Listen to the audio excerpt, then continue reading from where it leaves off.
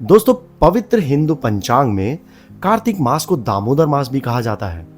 ऐसा क्यों कहा जाता है? क्योंकि दाम यानी कि रस्सी और उदर जो कि पेट को दर्शाता है। इस मास में माता यशोदा ने भगवान श्री कृष्ण के पेट पर बड़े ही प्यार से रस्सी बांधकर उन्हें ओखल से बांध दिया था, इसीलिए उनका नाम दामोदर हुआ। नमस्कार दोस्तों, आप सभी का स्वागत है हमारे चैनल सनातनी कथाएं में।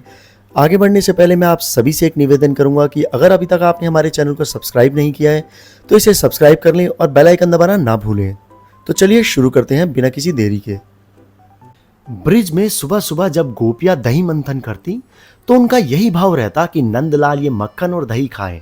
भक्तों की इसी इच्छा को पूरी करने के लिए भगवान उनके यहाँ जाते, किंतु जब देखते कि दही और मक्खन उनकी पहुंच से बहुत ऊपर एक चीका पर रखा है तो वह अपने मित्रों के साथ किसी प्रकार से उसे लूट लिया करते।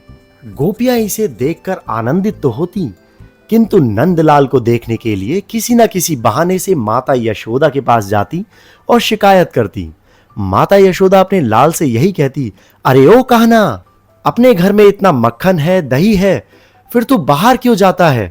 एक दिन माता यशोदा भगवान को दूध पिला रही थी, तभी उन्हें याद आया कि रसोई में दूध चूल्हे पर चढ़ाया हुआ था, अब तक तो उबल ही गया होगा। माता ने लाल को गोद से उतारा और उबलते हुए दूध को आग से उतारने के लिए चल पड़ी। कृष्ण ने रोष लीला प्रकट की और मन ही मन बोलने लगे कि मेरा पेट तो अभी भरा भी नहीं और मैया मुझे छोड़कर रसोई में चली गई। बस फिर क्या था, भगवान ने सामने दही, घी, मक्खन रखे हुए मिट्टी के बर्तन को तोड़ना शुरू कर दिया, जिससे सारे कमरे में दही बिखर गया। परंतु इससे भी बाल कृष्ण का गुस्सा शांत नहीं हुआ। उन्होंने कमरे में रखे सभी दूध और दही के मटकियों को तोड़ डाला। इसके बाद छीके पर रखे हुए मक्खन व दही के मटकों को भी तोड़ दिया और वह ओखली के ऊपर चढ़कर जितने भी मक्खन और दही के हांडी लटके हुए थे उन सभी को तोड़ डाला। उधर यशोदा मैया जब दूध संभाल कर मुड़ी तो वह देखकर हैरान हो गई कि दरवाजे से दूध और दही मक्खन बह के आ रहा है। माता को देखकर श्री कृष्ण ओखली से कूदकर सरपट भागे। अपने घर में माखन चोरी की कृष्ण की यह पहली लीला थी। माता यशोदा श्री कृष्ण को पकड़ने के लिए उनके पीछे दौड़ी। मैया ने सोचा कि आज कन्हैया को सबक सिखाना ही होगा, अतः वह छड़ी उठा के उनके पीछे पीछे भागी। यह निश्चित है कि सर्वशक्तिमान अनंत गुणों से विभूषित भगवान अगर अपने आप को ना पकड़वाएं तो उनको कोई नहीं पकड़ सकता। यदि वे अपने आप को ना जनाएं तो कोई उन्हें जान भी नहीं सकता। माता यशोदा का परिश्रम देखकर भगवान श्री कृष्ण अपनी चाल को थोड़ा धीमे कर देते हैं। माता उन्हें पकड़ लेती हैं और वापस नंद भवन में वहीं ले आती हैं जहां ओखल पर चढ़कर भगवान मक्खन को बिखेर रहे थे।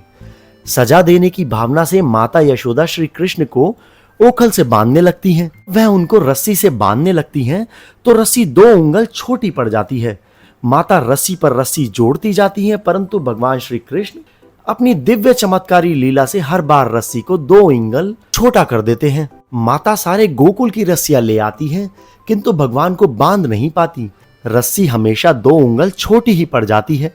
भगवान ने अपनी इसी लीला के माध्यम से हमें बताया है कि वह छोटे से बाल गोपाल के रूप में होते हुए भी अनंत हैं।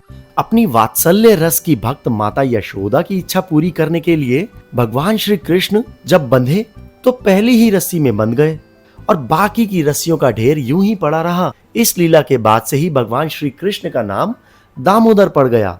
श्रीमद् भागवत की टीका में हर बार रस्सी के 2 उंगल कम पड़ जाने का कारण कुछ इस तरह बताया है। 2 उंगल अर्थात मनुष्य की भगवान को पाने की निष्कपट भक्तिमय चेष्टा जो कि 1 उंगल होती है, और भगवान की कृपा जो कि दूसरी उंगल होती है। जब दोनों होंगे तब ही भगवान हाथ आएंगे, नहीं तो कोई भी भगवान को प्राप्त नहीं कर सकता। तो दोस्तों, ये थी दामोदर लीला की संपूर्ण जानकारी। अगर आपको ये कहानी पसंद आई हो तो इसे लाइक करें, अपने दोस्तों के साथ शेयर करें और चैनल को सब्सक्राइब करें, और हाँ, बेल आइकन दबाना ना भूलें ताकि इसी तरीके की वीडियोस का नोटिफिकेशन आपको समय समय पर मिलता रहे। तो मिलते हैं आपके साथ अगली वीडियो में, तब तक के लिए जय श्री राम, हर हर महादेव।